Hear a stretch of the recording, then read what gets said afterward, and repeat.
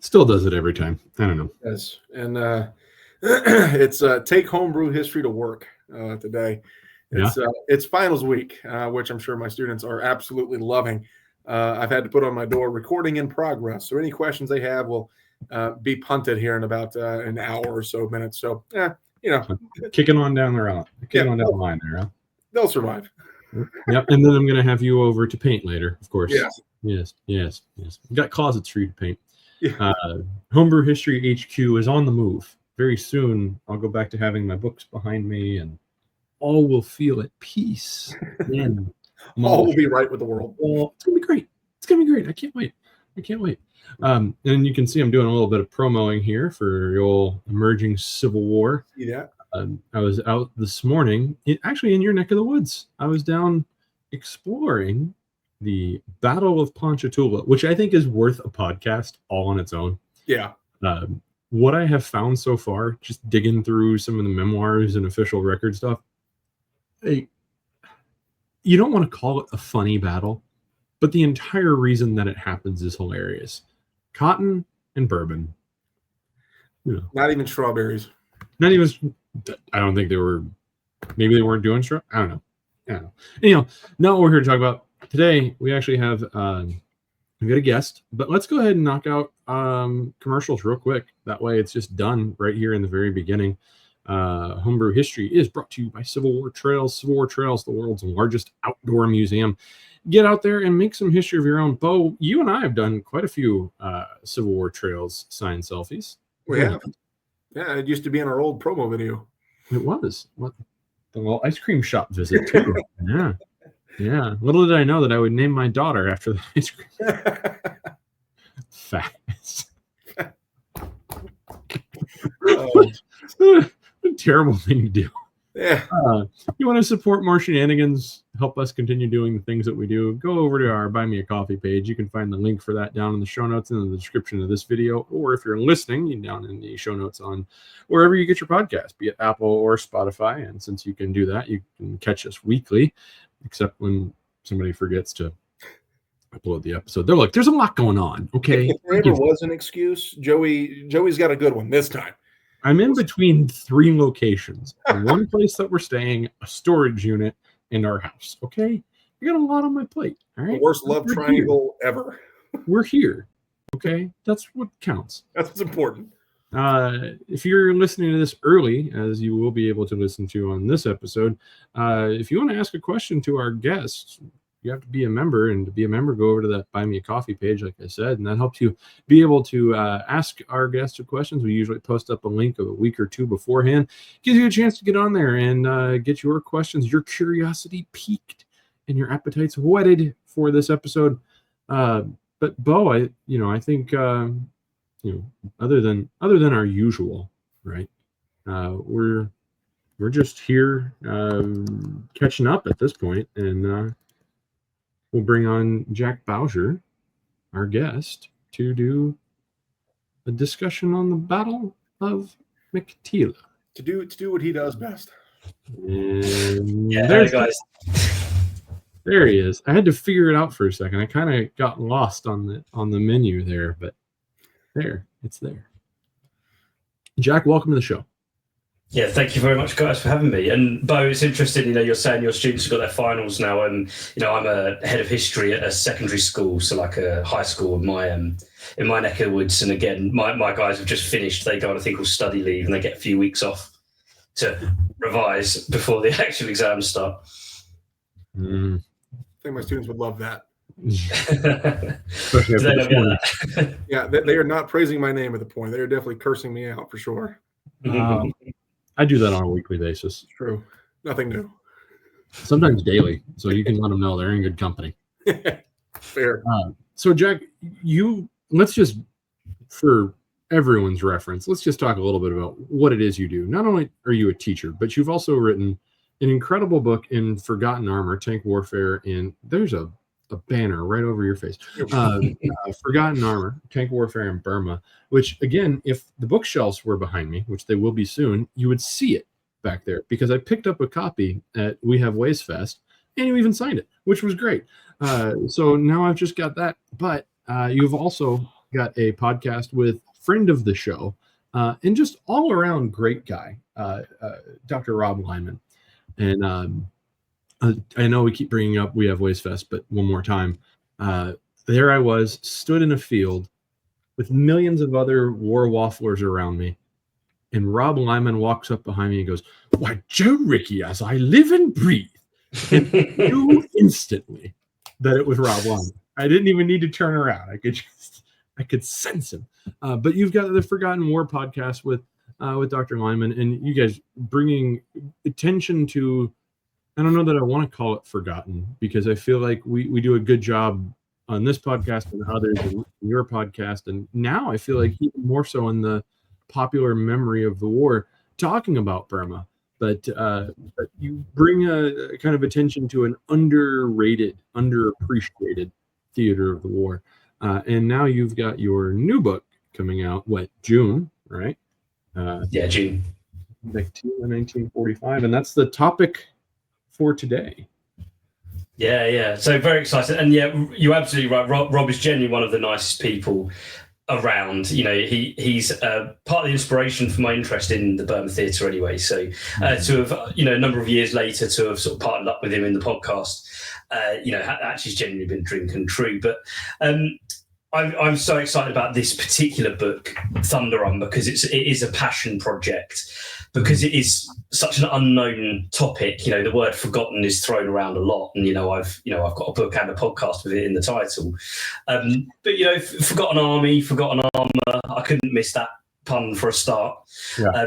The guys called themselves that, so I'm not ashamed necessarily of doing it. Whereas sometimes I feel like some people use the word forgotten in ways it's not necessarily merited. Yeah. One of the things I appreciated about your discussion at WWII Fest and your discussion with Rob on the podcast is I've learned a lot about a place that is really difficult to visit. Is very, very international travel, not very friendly. I've learned a lot about a place without ever being able to go there. And it's more than you can get just from simply reading. You have the images, you have the maps, you bring everything to the table. But one thing that I think, because of our mindset, right, our depiction of Burma in popular media and our discussions of it, it feels like it's all jungle. And what I've learned just in reading from some of your material is that it's kind of a varied place, which brings about the ability to use armored vehicles and tank warfare in this theater, which is, I think that's probably what we'll focus on the most. But tell us a little bit about the war, just generally, the war in Burma. Yeah, of course. So, the reason why there is fighting in Burma is the fact, put really quite simply, is that's the route that Lend-Lease supplies get through to China from the United States. At the end of the day, that's the main reason why Burma is fought over. It says, everyone remembers the Burma Road and the Hump Airlift.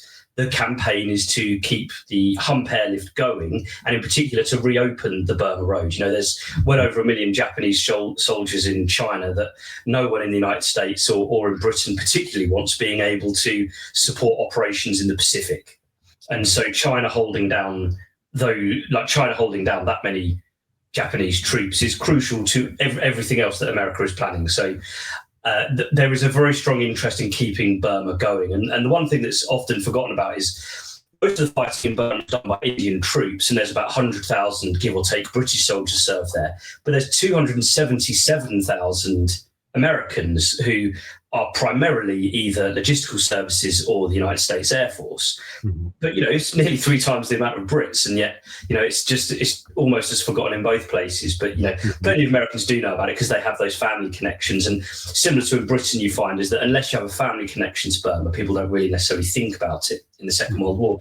But the main point is that it's to keep those things open, but also the fact that the Japanese, on and off, but by 1944, very much on, have thought that there is a route to kicking India out of the war, which therefore would kick the British out of Asia. And so that becomes another dynamic in the fighting, and why there is fighting in Burma.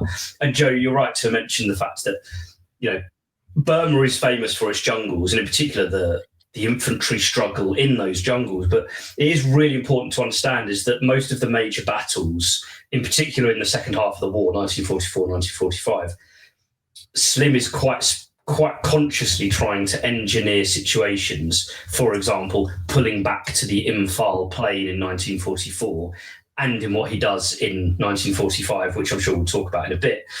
He is trying to engineer opportunities to get onto relatively flat ground and accessible ground with shortened supply lines so that he can use his advantages, which are specifically tanks, artillery, and air power. And flat open ground are better for him than jungle for all three of those. Mm-hmm. So, Jack, obviously Burma's not one of those campaigns that if you take somebody randomly off the street and you ask them anything about the Second World War, not very many people are going to know about the Burma campaign. Now, you said that your second book was a passion project. What really sparked, besides your podcast co-host there, but what sparked that for you to write this second book? Yeah, so Rob's my spark for the interest in the Burma campaign, really, to a degree. I'm also from an area of Britain called Kent, which is down like the closest bit to France, and it's the Royal West Kents, what would have been my local regiment, because I was from West Kent, so I'm in the bottom right-hand corner of Britain, the southeast, but right on the edge of London. So if I had been conscripted and went into my local regiment, I'd volunteered and went to the local regiment, and I was infantry, I would have ended up at Kohima with the Royal West Kent, potentially with the Royal West Kents there. So that's part of it, and Rob's part of the inspiration for the campaign in general. But the book Thunder Run is inspired really by, and I'm sure your listeners will realise, Thunder Run is not a Second World War term by any stretch of the imagination. My inspiration for that as a title was because when I was studying a master's, and I did tank warfare in Burma, which was my first book, was out of the dissertation for my master's. When I was studying this particular battle, I realised that it was basically a thunder run, because I was studying, I was doing the planning for my master's, but I was also studying the 2003 invasion of Iraq. Mm-hmm. And that's where the famous Thunder Run, where they punch an armoured column through to Baghdad, over hundreds of miles, and capture Baghdad, decapitate the regime, and so on. And obviously, there's other, there's air power. It's a very much an all arms operation. And so when I was planning my dissertation, 2-3 years ago, what happened was I was reading about all of this, and then reading about the 2003 invasion of Iraq, of Baghdad, the attack on Baghdad. I was reading about Meiktila, which is where the book is based, or the battle the book is based on. And then, rather conveniently, Vladimir Putin did invade Ukraine, but he attempted to punch an armoured force, an armoured column south from Belarus into Kyiv. And with that, I was like, well, this is a thunder run. And then a couple of days later, as it's completely stalled, and those tailbacks people might remember on the news of all of those lorries, those logistical supply lorries, bumper to bumper for hundreds of miles on the roads of northern Ukraine, because the Ukrainians had defended them, with drones and missiles and so on. And I just remember seeing that and thinking, this is a thunder run done badly. And the thing that sort of ties these three things together, so 2003 Iraq, 2022 Kyiv, or the attack on Kyiv, and Thunder Run Meiktila 1945, is that the Battle of Meiktila is another Thunder Run. No one calls it that at the time. I'm putting that retrospectively based on more recent history. But effectively what happens at the end of the war, Slim does a couple of really important decisions. So for those that don't know, Bill Slim, Lieutenant General Uncle Bill, he is about to... he's won the Battle of Imphal. The Japanese are reeling. Their men are starving in the sort of the jungles, withdrawing from this place Imphal, which is sort of in the borderlands on the Indian side of the border. So Japan had invaded India, but it's in those borderlands between Burma and India, the frontier, I suppose. And what's happened is Slim decides, even though it's the monsoon, this horrific rainfall that takes place, every day it rains for about 5 months. And what he does is Slim decides, instead of resting in the monsoon, gather his troops boost, rest, refit, rearm, all these things, which is what's happened in the previous couple of years. He uses the monsoon actually to chase the Japanese army out. And it's a crucial decision because it's really, really hard work. These are mountainous jungle terrain, especially the further east and southeast he goes. It gets increasingly jungly very, very quickly the moment he leaves the infile plain. And he fights through this, and it's horrific fighting. And there's a small amount of tank warfare there, but it's primarily an infantryman's struggle at close quarters. And over the course of this monsoon, over the summer of 1944, the summer and into the autumn of 1944, he pushes the Japanese, Slim does, out of Burma and crosses the Chindwin River, which is the main river obstacle before you get in, or as you get into Burma. And he now has open to him the central plain of Burma. And this is, kind of what you were talking about earlier, Joe, that Burma is jungled on a number of its peripheries, but it has this very large central dry belt where Mandalay is the most famous city there. Most soldiers at the time, that's the only place they've heard of. Maybe they've heard of Rangoon because that's the port that anyone who goes to Burma arrives through. He has this open to him, so he's going to capture Mandalay, but then the new Japanese commander, Kimura, he withdraws his forces behind the Irrawaddy just as Slim tries to clear the northern part of this central dry belt. And he's so keen to fight this battle here is because he has all these tanks, artillery, air power.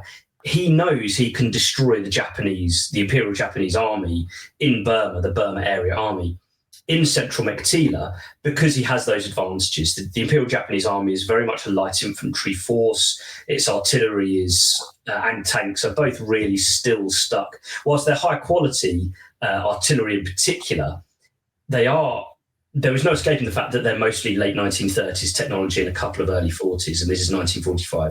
So their anti-tank weapons are no good against Shermans. They were just about good enough to take out an M3 Stuart earlier in the war.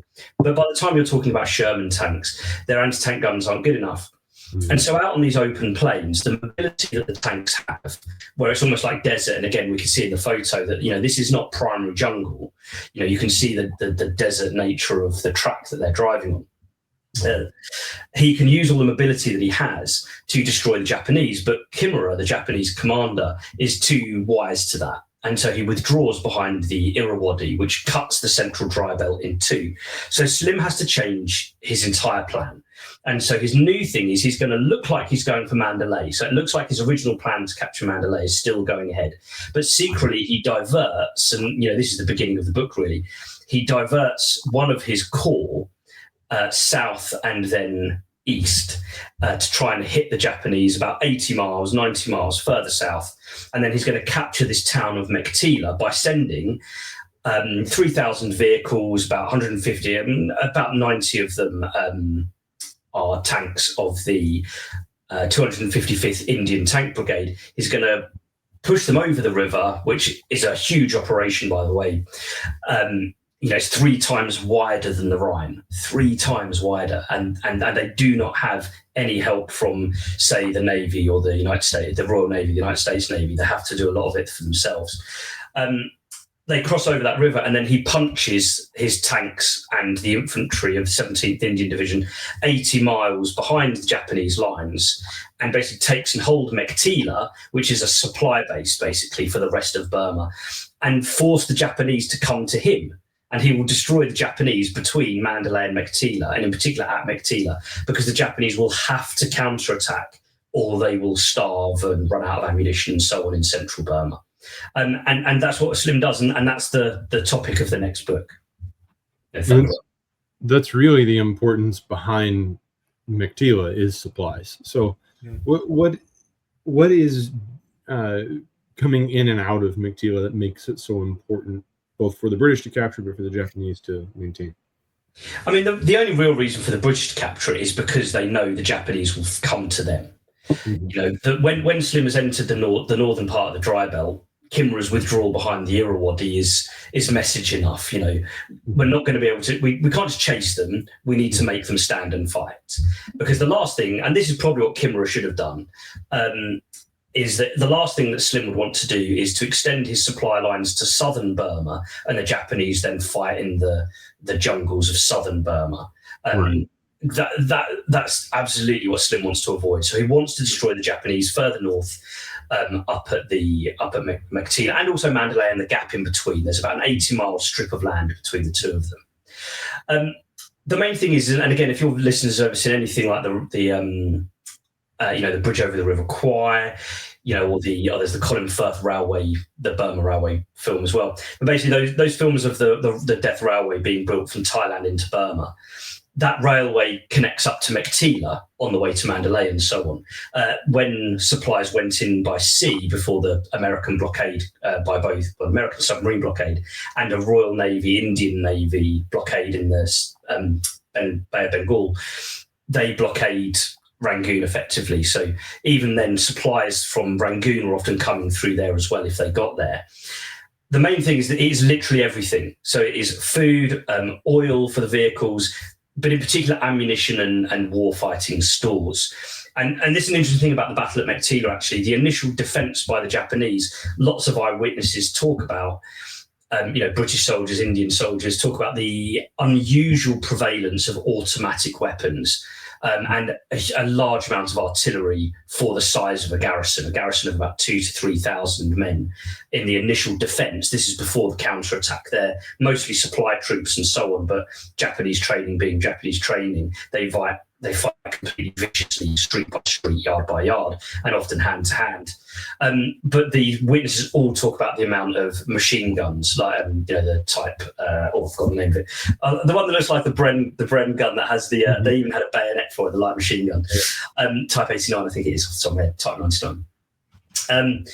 The prevalence of these machine guns, because they just throw open the warehouses. The other really famous thing, because it's got an airfield next to it, the Japanese often do a thing where, with some of their soldiers, they dug holes in the ground, and this is where the famous stories come from, where they put the aerial bomb between their legs with a rock or a hammer to strike the detonator when a tank reaches them.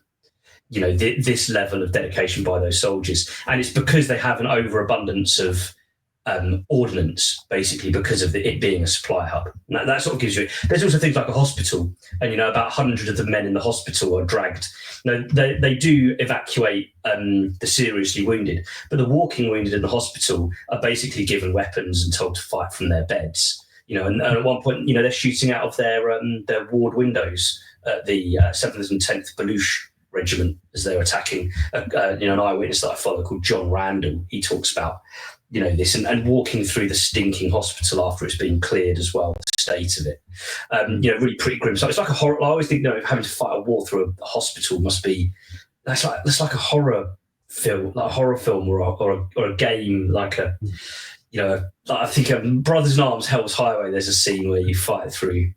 I vaguely remember you fight through like an old mental hospital, and it just feels like a horror film. It must have been like that, really, really grim. I think it's really funny because my two younger brothers and we have a group text message, and that's the group's name is Brothers in Arms, Hell's Highway. No, you're absolutely right, and sort of the level of dedication that is almost inconceivable to us in the 21st century. Because I guarantee you that if I have a piece of explosive ordnance between my legs, the first thought is not hitting it with a rock. In fact, it's getting it between my legs. There's a mad extra to that, is that there's a couple of guys find a Japanese soldier waiting for that, and because he was told to wait for a tank, he just sat there. And so the guys sort of freeze in fear that they're about to be blown up. The Japanese guy does nothing. They realise he's not going to do anything, and so they shoot him 10 seconds later because he was told to wait for a tank. You can't, you're looking your enemy in the face, because there's also a part there of this sounds really bad, but where's his initiative to at least take those two guys out? Because what are they going to do? Go away and say, fine, you wait for a tank. You wait for that. It doesn't really, in a way, it doesn't make sense. But zero survivability. Yeah. True homebrew listeners and fans will remember when we did our episode on Bushido all the way back, the very first episode. All the way back. Wow. The very first episode was with our friend Jake, and he talked about Bushido abandoned, and this idea of discarding this ancient sacred honor. But this is it on display is a push of Bushido, this idea of a fanatical devotion to strike a bomb with a rock in a hope to blow up the tank. And charging at tanks with suicide bombs and things like that. There's stuff like that going on as well. There's a guy in Forgotten Armour. I talk about a guy, a Japanese guy at Mandalay. He climbs up the back of an M3 medium Lee tank. He climbs on the back of it and he kills the British commander of the tank in the 3rd Carabiniers. He stabs him with his sword, his samurai sword. He climbs inside the tank. He kills the gunner of 37mm in the turret, and then the loader is a guy called Trooper Vernon Jenkins, and he has a hand-to-hand fight with this Japanese officer inside the turret of the Lee tank. And and he has cuts on his forearm and stuff afterwards. And he eventually manages. He shoots at the guy 6 times with his own revolver, runs out of bullets, and picks up from one of the 2 dead guys someone else's revolver, basically. And it still takes another 3 rounds to kill the Japanese guy that's attacking him. He's partly helped by the fact the breech of the 37mm gun is partly between them, so the guy can't swing his sword particularly well. But just the terrifying indication of that. And for anyone listening or gets the chance, if you go to Edinburgh Castle, that sword is on display in Edinburgh Castle in the Scots Dragoon Guards Museum as well, if you're interested. Anyone to go in that way. But honestly, again, it's that thing. Like, where did you get that? You're going to climb on a tank and climb inside it with your sword and win the and that's going to contribute to winning the war somehow. He brought a sword to a tank fight. Mm-hmm. No, I know we kind of have mentioned them already, but for listeners, let's try and familiarize ourselves with a little bit of who are the main figures, and we get to talk about Bo, one of my favorites. I don't have my Monty mug available, but somewhere out there is my Bill Slim silhouette coffee cup. So I do at least have that. So we know that the Viscount is here, right? And then Kimura on the other side. But tell us a little bit about them, and then kind of work our way down, I guess, to Honda and one of, I think, the greatest names, Punch Cowan. Honestly, legend. Love Punch Cowan. So start from the top. So Bill Slim is probably the most famous character out of all of the people that we could talk about. He's completely turned the army in Burma around. So when he takes over, it's still called, or it's right on the border between it being renamed from Eastern Army, which had a horrific defeat in 1943, into becoming 14th Army. Now, Slim had been a corps commander. He was appointed. He was in Iraq at the beginning of the Japanese invasion, and he arrives in March 1942, really when the Japanese invasion of Burma has kind of already achieved most of its original objectives. They'd captured Rangoon, they'd cut the Burma Road, and then really the Japanese were exploiting an opportunity to push the British all the way out. It wasn't their initial plan. They were happy to just capture Rangoon and cut the Burma Road. But because they win such a comprehensive defeat in the opening 3 months, they keep going. And Slim is brought over. He arrives in March, like I say, and his drive, and others, it's not just down to him. Alexander had arrived as well with the to also help out. But he's the one at that core level to rescue the whole army and get them out of Burma, which he does successfully. And a bit of wrangling in 1943. By the middle of 1943, he's got the job as the army commander. And so he's now in command of the newly named 14th Army. And his boss is a guy called, technically his boss's boss, but the relationship between Slim and Mountbatten is hugely important. He's basically there. He's the Burma campaign's Ike, really. So Burma has... Slim has a really amazing relationship with Mountbatten, and Mountbatten is the one that comes up with the basic idea we should rename it after a numbered thing like 8th Army and build that ethos of similar to the 8th Army, that identity. And Eastern Army had been tainted anyway by what had happened in 1943, the failures there. And that's a bit of another story, I think, from today. And he's now in charge of the 14th Army. He wins the battles at Imphal and Kohima when the Japanese try to invade. And his opposite number is fired and is replaced by Kimura, the other big character in the Battle of Meiktila. So his opposite number in charge of the Burma area army, Kimura, he's new to the Burma campaign. It's one of the things why Slim perhaps underestimates him. Maybe that's a bit strong, actually. He misunderstands him. Slim assumed that Kimura would do what any other Japanese commander up to that point has done and defend every single inch of Burma to the last man in the last round. Mm-hmm. And actually, Kimura doesn't. I mentioned earlier, Kimura withdraws behind the Irrawaddy really once Slim has got into northern Burma. Not prepared to fritter away his army whilst it's trying to reorganise after Imphal and Kohima. It's being reinforced. The Japanese lose 53,000. No, I'll get more sums wrong here. 53,000 killed. Plus 53,000 killed and wounded after Imphal and Kohima. They receive about 30,000 reinforcements, although the quality of reinforcements isn't as good as those he's lost. And in particular, one division, 49th, who's part of this division, are particularly poorly trained. They're not horrifically trained, but they're, Kimura felt he was the worst division in his arsenal, basically. And so Kimura has come over. He's worked in the Japanese government. He's been Minister for War since 1943. He comes over, this complete unknown quantity to Slim, and he acts differently. He acts more strategically probably than other Japanese commanders would have done. So that's where Slim makes that mistake. And he decides, I've got to use the geographical advantages available to me. Defending the Irrawaddy, I mentioned earlier, maybe Slim was worried about fighting in the jungles of southern Burma, and that was an option to Kimura. But, slightly contradicting to myself earlier, there is a very, very understandable reason to defend the Irrawaddy River, this huge river that cuts Burma in two, really. Because, like I said, it's over 1,000 yards wide. It's 3 times the width of the Rhine. And Slim will have to cross that. And Kimura knows that Slim is not going to have loads of naval resources to do this. In Europe for the Rhine crossing, they're trucking landing craft overland. Here Slim is building the rafts himself, and tanks are crossing the Irrawaddy on Bailey bridges put on pontoons and given engines, outboard engines. And the soldiers are just crossing in flimsy, canvas, collapsible.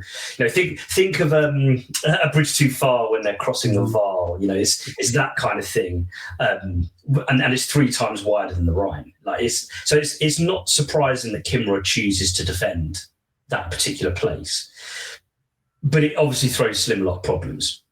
The next important guy down really is, there's Messervy is important as the commander of 4 Corps, who's the corps commander for this operation. Remember, Slim is the army commander.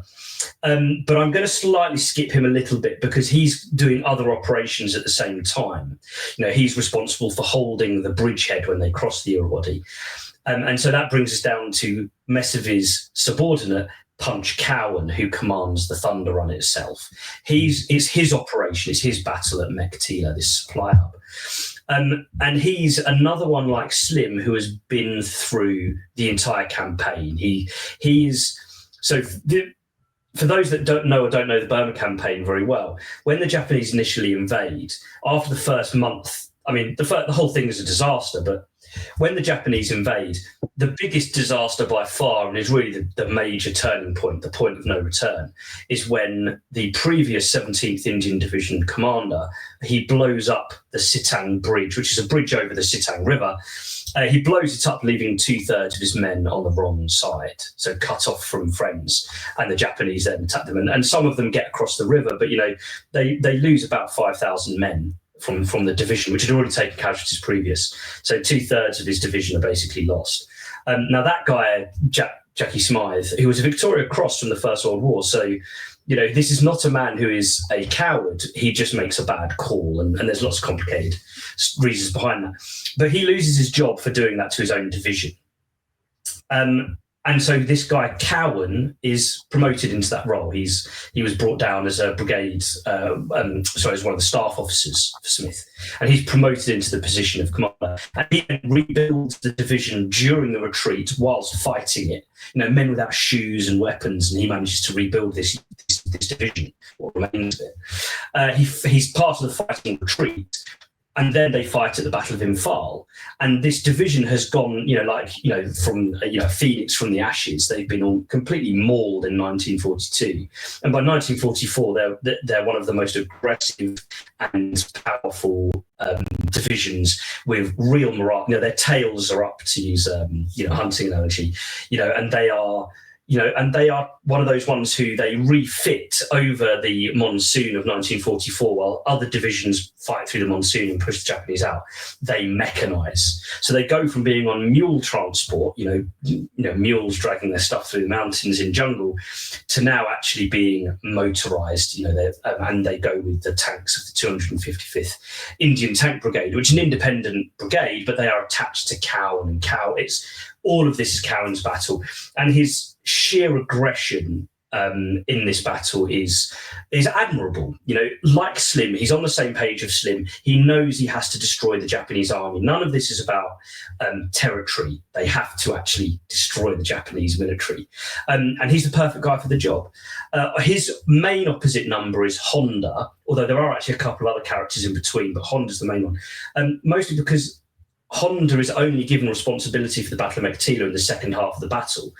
Previous to that, it was other divisional commanders, neither of whom was actually told, you're in command. And so these two divisions that are attacking Cowan, they don't, no one knows who's in charge. And really, it should have been, there was one of them in particular who was more experienced and had a larger force, because he was given the entire army's complement of the Burma Area Army's complement of large artillery called Naganuma Force, 150 millimeter howitzers, 105 millimeter howitzers, and so on. He should have been put in command, but they don't. Kimura doesn't put him in charge, and it's after the first couple of weeks that they then give it to Honda.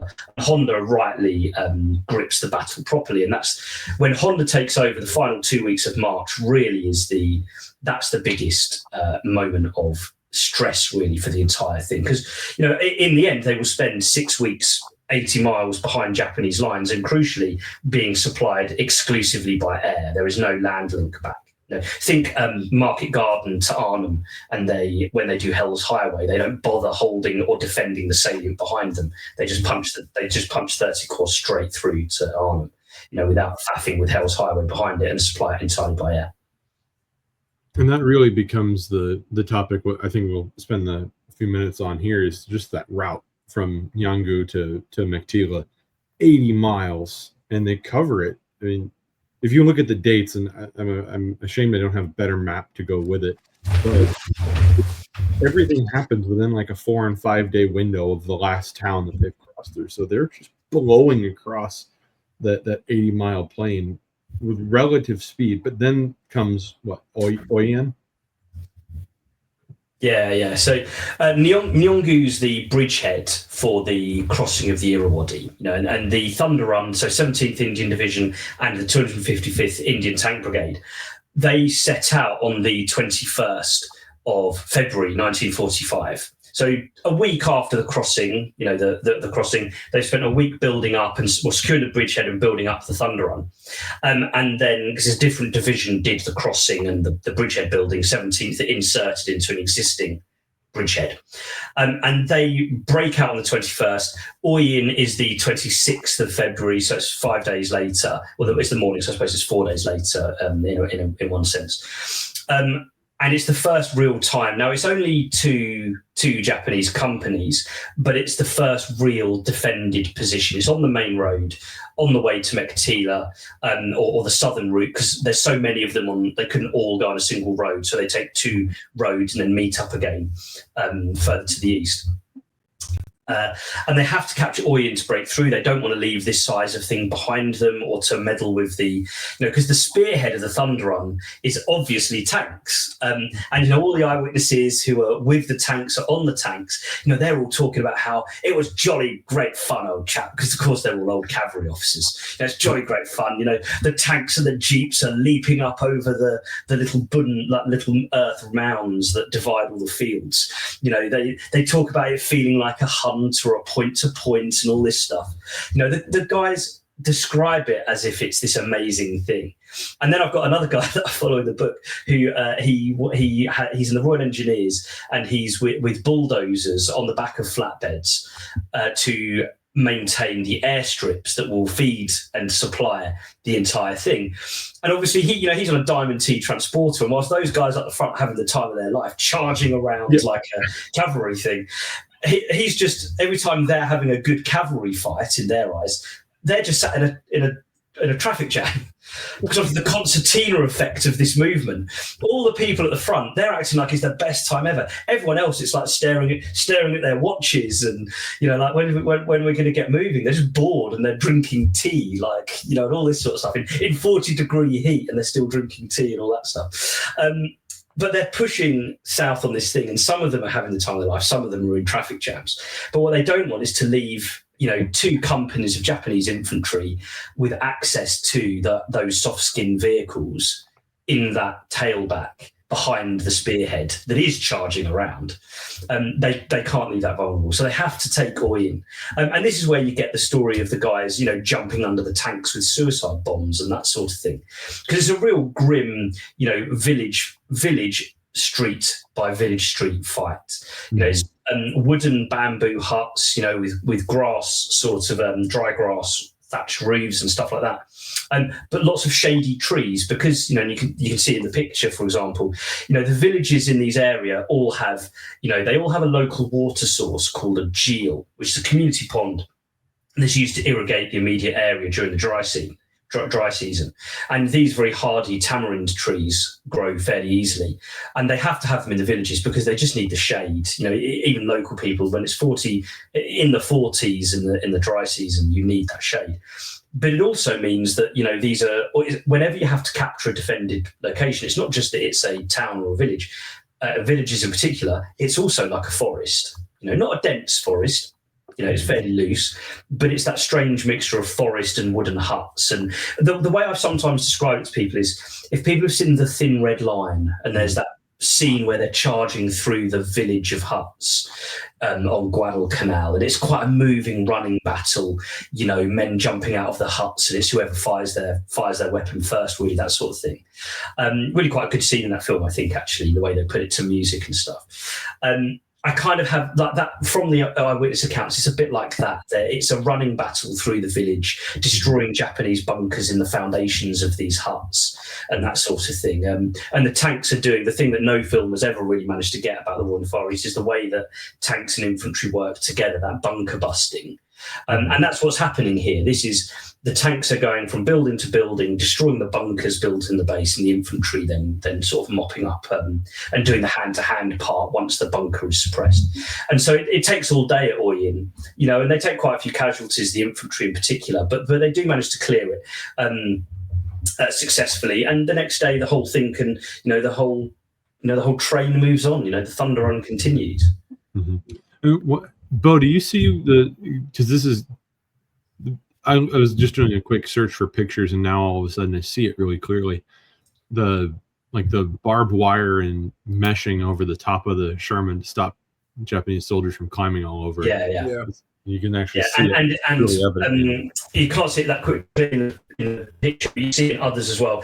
There are like rails around the edges and the rear of the tank as well, so that you can't really grip onto it. Like, it looks like it's a handrail for infantry to grab, but actually it's also covered in barbed wire and stuff to stop exactly that. This is the fear that they have. They are defending themselves from that infantry attack, and things. Some people have put this down to stopping grenades, but it's just not. The record doesn't bear that out. And to be honest, nor does the photograph, because if you look, that meshing is not big enough to stop a grenade. The coils aren't tight enough to stop grenades. It's far too open for that. It's completely stopped the enemy infantry climbing. And nothing I've read in reports and so on, when they've talked about making this, because WWII have to weld all this stuff there, the light aid detachments and so on, they talk about this field innovation for this specific reason. Nobody mentions grenades. It's not about grenades. Yeah. And then I was going to ask Jack this. Because we've talked on the show a variety of different operations, from D-Day, the Market Garden, to the Burma campaign. Do you find in the Burma campaign that there are personality clashes, especially with these, combined allied forces, especially between the British and Indian forces as well? But like you mentioned, there was other, American forces there as well. So are we seeing sort of personality clashes? Are we seeing ideological differences, or is it a truly, allied campaign in Burma? So to be honest, once Slim and Mountbatten are there, it's a pretty unified command, and everyone's pulling in the same street. And to be honest, the whole Forgotten Army thing helps with that. There's a real sense of togetherness amongst these soldiers, and Indian troops, for example, there has been some nonsense written about the motivation of Indian troops and the fact that they're not really volunteers. It is nonsense, it should be said. There is obviously on the home front there is tension because there are nationalists, Indian nationalists, fighting for their own independence that's coming, and we all understand that, and we definitely sympathise. But Indian soldiers who volunteer are well aware of the rape of Nanking, for example, in 1938. That's front page news all over the world. Indian soldiers talk about those motivations, and while some soldiers join the INA, in the surrenders in places like Singapore and Burma, the Indian National Army, which the Japanese were mostly creating from Indian soldiers who changed sides. The overwhelming majority of Indian soldiers are, to use an Indian Army phrase, were worth their salt, the traditional payment going back to the East India Company. The Japanese and most of the Indian soldiers did not cross over to join the Japanese Indian National Army. They stuck by their original pledge to the British Empire, and also desertion rates by the INA when in contact with British Indian units is also quite high. They desert and surrender basically in relatively large numbers, certainly compared to the Japanese. In terms of within the forces, though, so there are massive clashes in 1944 between the Japanese commander Mitaguchi at 15th Army, who's doing the entire invasion of India, and his subordinate in charge of the 33rd Division at Kohima, a guy called Sato. There's the famous exchange between the two of them when Sato feels Mitaguchi isn't sending him enough supplies. Sato gets on the radio and is basically like, I'm going to have to withdraw. He puts it in quite flowery, sort of poetic language. Obviously, culturally, Japan poetry is important. He says things like, with bitter tears and flower petals falling dead from the bud or whatever it is. He says. He basically says that I'm withdrawing because you haven't given me enough. Mitaguchi says, if you do, I'm going to court-martial you. And Sato says, do as you wish. I'll take you down with me, and just turns off his radios. And retreats from Kohima. So huge clashes there. The British side, Slim has a big argument with his previous commander, Noel Irwin, who's in charge in 1943. The sort of the disaster I talked about there. That is kind of like because there's a British versus Indian Army thing there. Irwin has come over from Britain and the British Army, and they often looked down their nose at Indian officers, which is interesting because to get in the Indian Army was more difficult. Bernard Montgomery, for example, tried to get in the Indian Army but failed because he wasn't deemed good enough. Whereas, but on the flip side is that British officers felt, well, that's just the Indian Army being difficult, not because they're actually better. So he kind of has this feeling that Slim is, Slim doesn't know what he's doing. They don't know what modern war is. So I'm going to ignore Slim's ideas, which are completely sound. There's a little bit of him probably trying to throw his weight around because Slim is so popular, stamp his authority on the whole situation. Mm-hmm. And that ends badly because his operation is a complete failure. And it's all his fault. And so he's got rid of, and finally Slim takes over the army command. Mm-hmm. But generally speaking, and there is right at the end of the war, another guy from 8th Army, Oliver Leese, he comes over to Burma right at the very end, and he tries to displace Slim. And the 14th Army almost goes on strike. Mutiny is a bit far, but almost goes on strike. And Slim is very clever, if a little bit Machiavellian here. He lets the whole thing happen, but is also reminding people that, this is a terrible thing.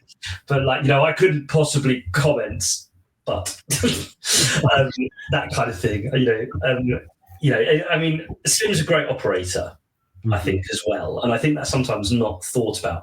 He knows how to carry himself. And I don't mean that in a bad way. I'm saying that this makes him an excellent commander. He knows how to carry himself with the troops. He knows how to play the political game with the senior officers and the political side of it as well. So I'm just finishing the header here because I want to talk here about the actual fighting in and around Meiktila, because we end up with a siege, effectively, as sort of an encirclement. There's British and Indian army very quickly capture the city, and then counterattacks, and all of a sudden they're encircled. But this is Punch Cowan getting to kind of take the kid gloves off and fight to capture the town itself. So just walk through kind of in brief, because I know we're running out of time. That's always the problem with this. We get started, we talk forever, and we could do this all day long. But yeah, what's the kind of the give us the hits? Yeah, of course. So there are three distinct phases. There are three distinct phases to the battle. There's the initial battle, what I call the battle for Meiktila, which you mentioned. That's the sort of 4-day battle from the 28th of February to the 3rd of March, where the Japanese are crushed by Cowan's 17th Indian Division and the 255th Indian Tank Brigade. They encircle the whole town and basically squeeze it from three sides. Because there's lakes, there's only three sides, if you see what I mean. Because there's a series of lakes around it, there's only really three entrances. They crush it from the three sides and overrun it. Now, the interesting thing is that and we talk about the way that sometimes victories aren't the place for major awards for medals for bravery. So D-Day famously only has the one Stan Hollis Victoria Cross, for example, yet Arnhem has a number, all that sort of thing. There are two Victoria Crosses in this 4-day battle at the very beginning, both of which, I'm so sorry, I know you said you didn't want to spend too long in this, but I've got a bit of time.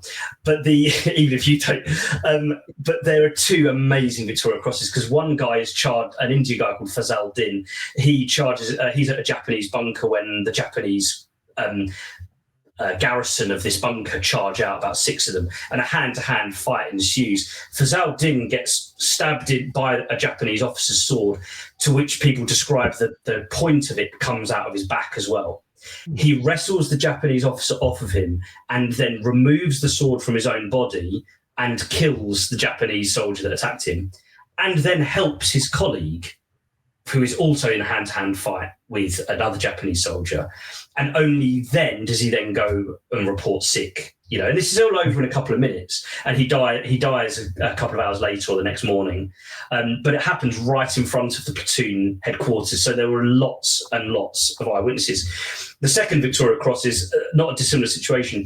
Just as they're mopping up what they thought was a bunker that had been killed or cleared, suddenly opens fire, and Lieutenant Weston of the West Yorks, he charges the bunker, takes a burst of machine gun fire in the chest, and basically falls onto the entrance.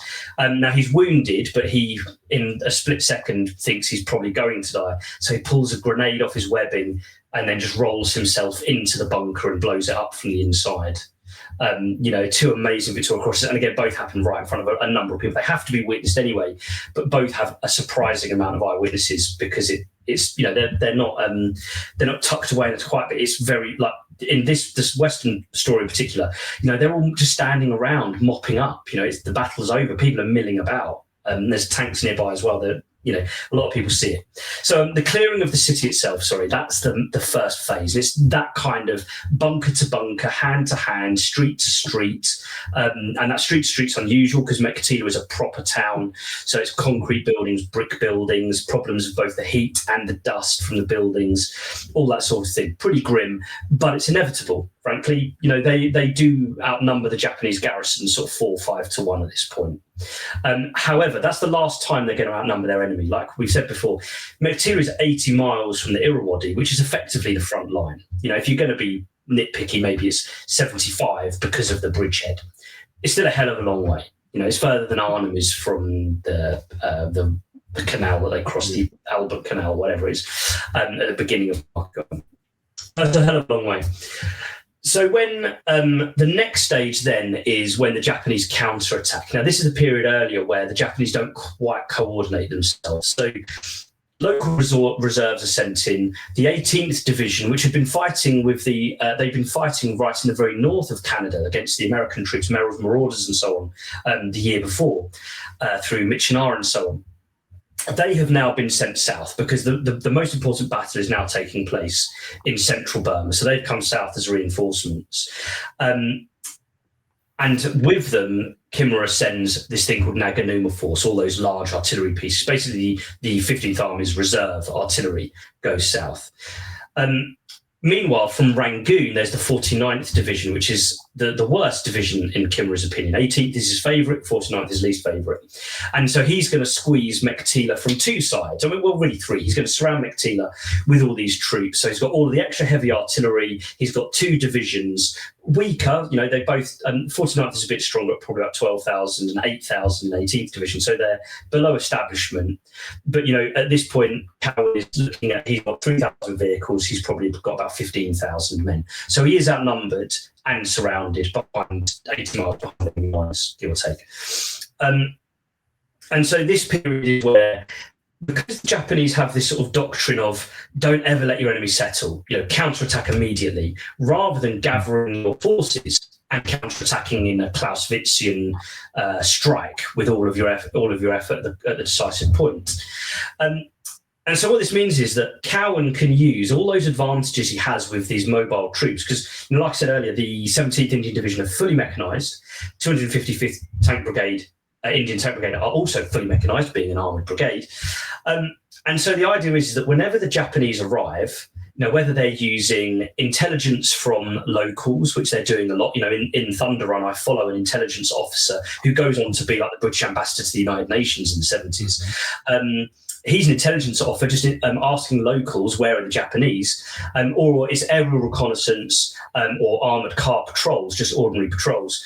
And what they do is whenever the Japanese are then striking across all these different, as the Japanese are approaching, and the intelligence comes in, Japanese regiment or battalion has occupied so-and-so village 5 miles to the northeast, another one to the southwest, whatever. Cowan then sends an all-arms column of maybe 2 squadrons of tanks, a battery of Priest self-propelled artillery guns, and motorised infantry, go to that village, clear that village. No intention of holding the village. Complete intention is that Cowan will send these columns out, kill as many of the Japanese as he can, and then come back. And he's doing this simultaneously. There might be 6 or 7 of these going out every single day. Sometimes it's less. Sometimes they spend a couple of days away. So they'll go and camp 20 miles away. Genuinely, in the middle of this battle, they're sending columns up to 20 miles away near a town called Pureboy, which will become a big battle late after this as well.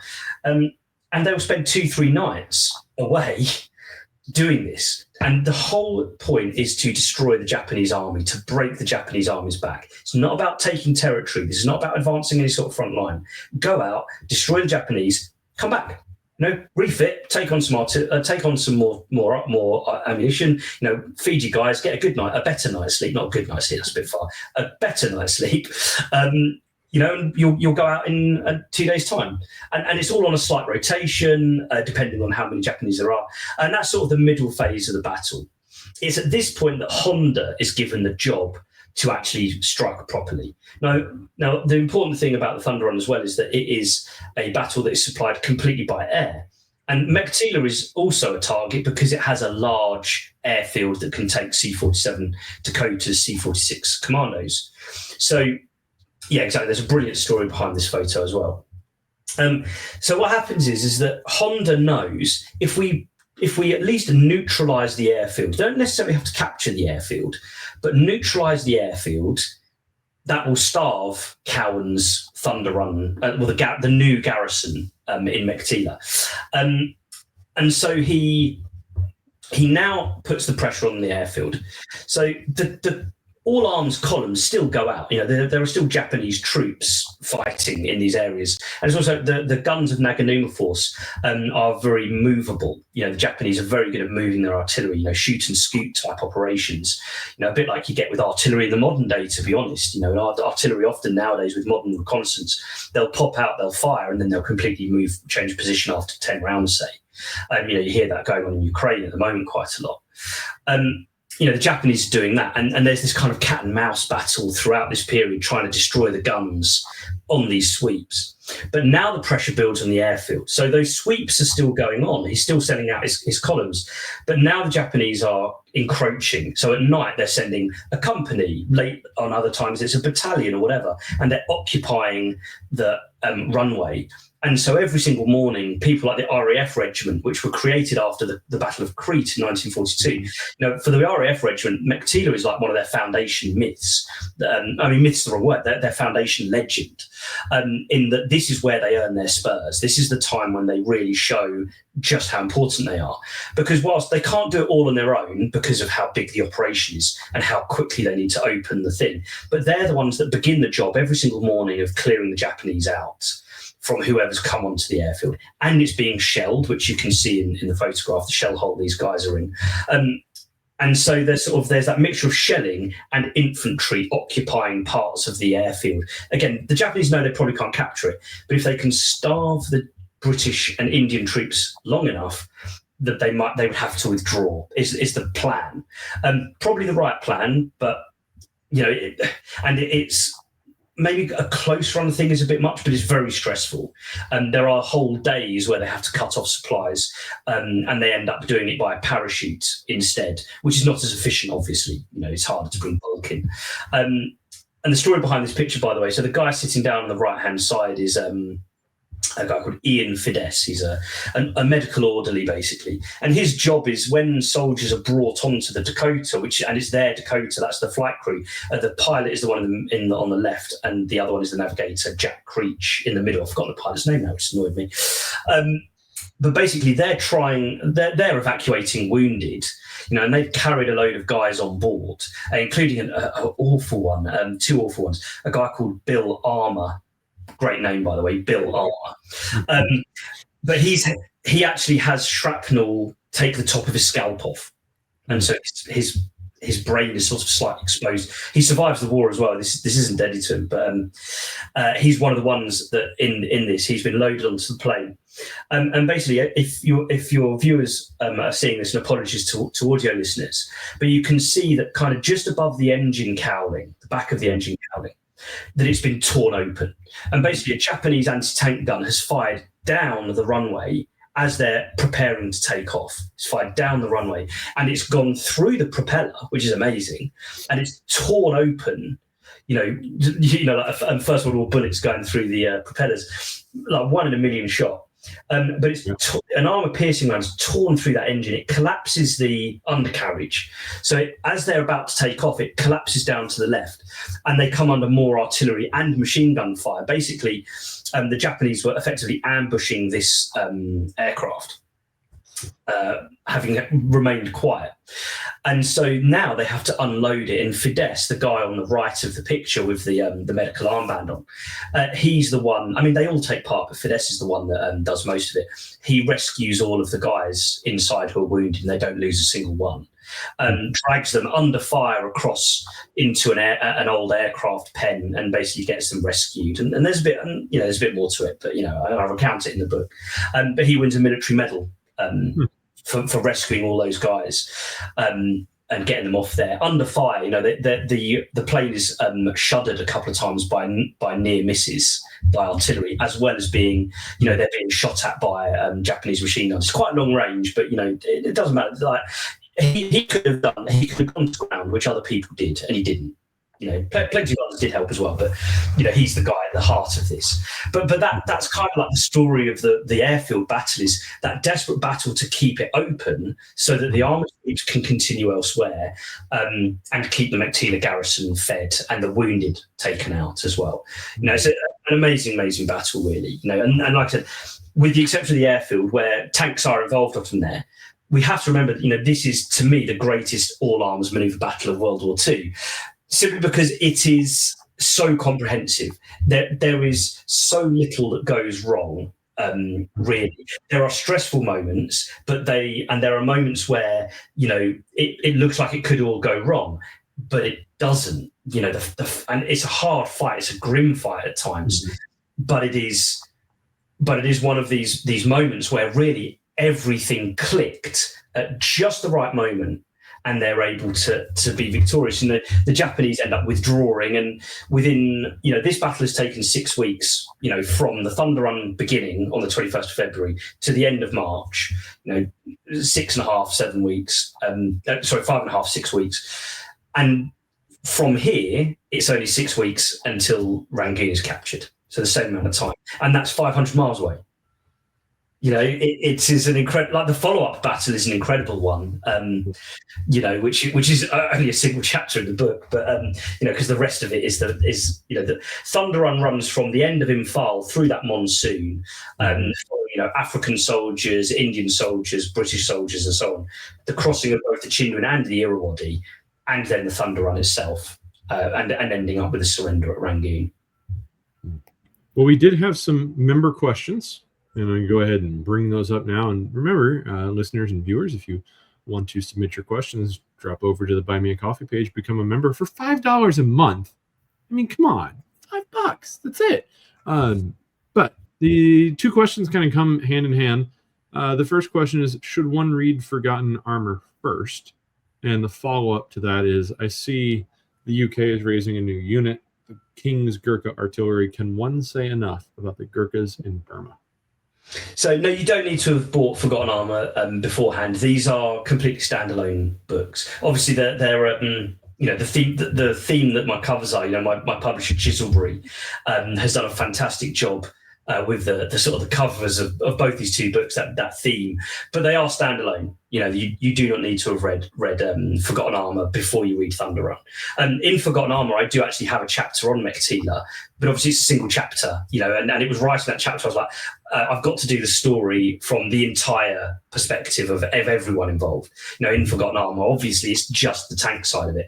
This one, in Thunder Run, I've got things like, I've got an artillery observation officer, but he's a pilot, so he's flying Taylor-craft Austers, a bit like an L5 Stinson, I suppose.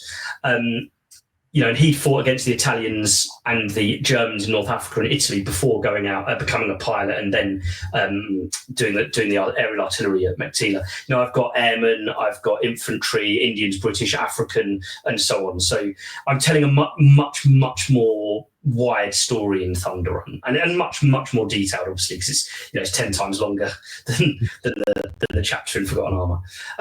But yeah, the artillery one is fascinating. Now, I had a couple of people tweet me about this, because a couple of them said to me, they're saying that the Gurkhas have never had infantry before in the public press release.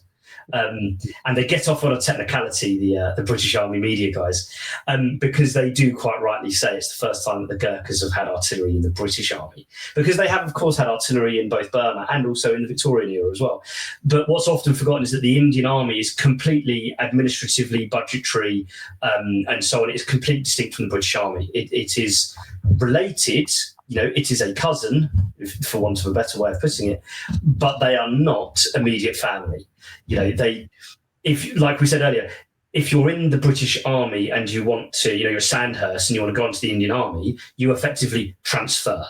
You are leaving one entity and moving to a new one. And so it's not really right to say that it is absolutely right for the British Army to set the first British Army Gurkha unit with artillery. But in Burma, they are, in general, Gurkha soldiers are amazing soldiers. They're hardy, they're incredibly dedicated. What's interesting is, this is something else that came up, is that with the British Army's manpower problems, and especially in the current world, the Gurkhas are a fantastic source, because they turn away so many really good candidates every single year, because the Nepalese people want to have their children become Gurkhas, and young boys want to be Gurkhas. It is a great mark of honour to be a warrior in that society. And also, to be honest, it's fantastic pay as well, compared to what they would have if they stayed in Nepal.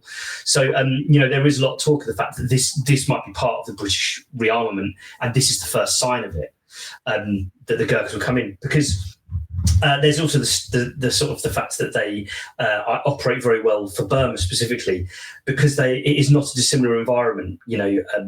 They're on the edge of the Himalayas, so mountaineering in particular is a part of everyday life to them, living at altitude. And jungle, whilst it's not primary jungle up in Nepal, but it is forested in lots of areas. It is more similar to that than, say, a desert, for example. So they do amazing work in the jungles of Burma, and also in the dry plains and so on. And again, I follow a number of Gurkha units in both books that they come up. And a few Victoria Crosses as well. In Forgotten Armour, I mentioned the fact that Gang Lama. I've forgotten his first name now. I feel bad about that. Lama's Victoria Cross. He takes out 2 Japanese Type 95s, if memory serves, with a Piat. At almost point blank range, crawls up to them, stalks them, and takes both of them out at a place called Bishanpur in the southern part of the Imphal Plain during that battle. They're just fantastically brave soldiers. It would be an honor. It would always be an honor for a British soldier to serve alongside them in the modern day as well, I think. Hey, Bo. All right, Jack. So we've made it to a unique part of our show. What Boohickey history is? It's a myth that people get wrong. It's something that people take way out of proportion, or just something that someone made up and ran with it one day. So what Boohickey history looks to do is dispel bad history. And God knows, we know that there are plenty of bad history takes out there. Like just recently, the Department of Defense put that May 8th was in the war came to an end. On May 8th, to which they're college-age students, but even my college-age students knew better than that, and they were freshmen at that, and it's not even like they're my senior-level students. They knew that May 8th was VE Day, not victory in all of Europe. So victory in all of the Second World War. But anyway, they don't listen to us. When has anybody ever listened to any historian ever? It's a rarity, but now is the time that people can listen to historians. So, Jack, what do you want to dispel? What is your favorite myth to sort of bunker bust, so to speak? Yeah. I mean, one of them is you saying exactly that. That VJ Day exists. That would be a nice one. So that's the more obvious one, and that's the actual end of the Second World War, realistically. So. My big one would be what was probably an obvious one from something we talked about earlier. Burma is not just monsoon and jungle. It is not just infantry slogging through.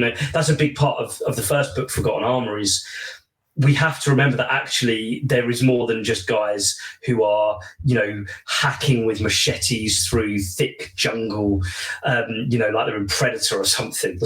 That is not what the Burma campaign is like for all of it.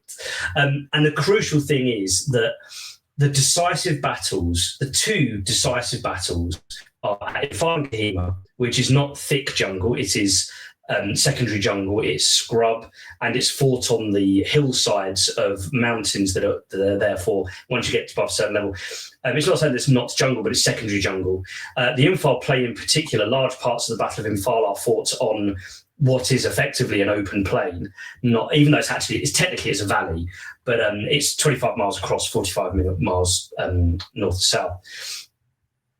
A lot of the fighting there is like fighting on, say, the Eastern Front. It's small wooden villages a lot of the time, and it's movement between them. There is fighting up in the mountains again, but we go back to my main point that it's secondary jungle, and things like the Royal Engineers are dragging tanks up the mountains and so on.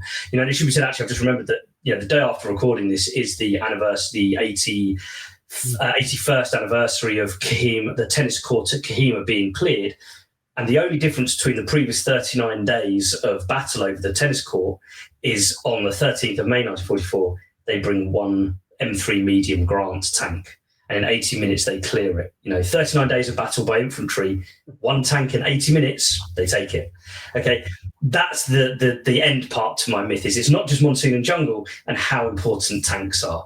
You get that one tank in, you get a right tank in the right place in Burma, and it's not all jungle, because in Meiktila, it's on an open plain that's almost desert. You get a tank in the right place in Burma, you have the ultimate difference between the two armies, because, the the Japanese anti-tank capability is so bad. The anti-tank guns aren't good enough, and the suicide attacks, at the end of the day, just that's not a long-term strategy. That's panic, frankly. Yeah, how to deplete an army in 60 days or less. Yeah. Now, Jack, you've listened to the show. Bo, you know what time it is. We've got a little segment here. It's What's in Your Cup, and I think I'm going to toss it to Jack. Go first. So, I have a confession to make in that, British people have something of a tendency to drink a lot, and I was at uni, I was one of those guys that drank a lot with a hockey team. Like, I played hockey at university. So, doing a boat race and racing to down pints and things like that was a part of my upbringing. And so I've already drunk all my beer over the weekend that I bought specially for tonight. But the thing that I would have, I think, is on brand, but it's one of my favourite beers, quite a strong one. It's called Jaipur India Pale Ale. It comes in like an orange tin. It's got beautiful sort of markings on it. But that's one of my favourite. That's my go-to beer. And I drank it over the weekend. I couldn't hold myself. Bo, how about yourself? You who lack self-control as well. Yes, I oftentimes lack self-control, and as the person which, Jack, if you ever have the opportunity to come to the States, or if you have been already, I'm not sure, avoid a drink called Four Loko. As the name might imply, it is indeed loco. Just don't drink 4 of them like I did. I went into liver failure. I'm on my second liver. I'm only kind of joking. That is a joke. But I am still technically on the clock for the next hour or so. So what's in my cup? And I hope Dr. Rob, isn't listening to this episode, because he's going to be wondering why his staff is drunk on, but thank God I don't lack that amount of self-control. But instead, I have something that could arguably jumpstart the heart of an elephant. A little bit of Monster's Ultra Strawberry Dream with 150 milligrams of caffeine that could seemingly jumpstart the heart of an elephant. But it's been wonderful. It's delicious. I hate that I like them. I really do. But they get me through the day. How about you, Joey? I'm here to be a disappointment, as usual. You saw me drinking my big bottle of water here, all my various stickers, including some designs by the bearded historian himself, Jeff Williams. You drop down into the comment section and that guy. And find out more. And then the other one, my other cup, because I'm a man of many cups and bottles. You'll really hate me for this one, Bo. It's a take on my favorite coffee, which is a honey oat milk latte. But I did it with a tea instead. And I've got to say, that was excellent. It's my eye. That one was rescued from Boston Harbor, clearly. Yeah. Just remember as well, I actually have a mug. So the Burma campaign is not just infantry and jungle. It's from my good friend at History. That's excellent. It's funny that you brought up Boston Harbor. I wanted to cry real tears the other day. I asked preemptively one of my students, because this student is in a Western civilization course with me, and we usually end around the Second World War. And I asked her, I said, what was the event that brought the United States into the Second World War? She goes, thinks real hard on it, too. And the answer, well, it kind of made me sad. She said, was that the Boston Tea Party? It never got. It came out your mouth. It didn't get Pearl Harbor, and the tea was bombs. I said, well, I'm gone. I had a brilliant one a while ago. I had this a couple of years ago, but I had a student who said to me, "Sir, do you know about time zones?" And I was like, yeah. And she was like, I never tried to do this in the classic sort of British school kid from where I'm from accent. So, sir, do you know about time zones? Yes, I know about time zones. Why didn't the Australians warn America about 9/11?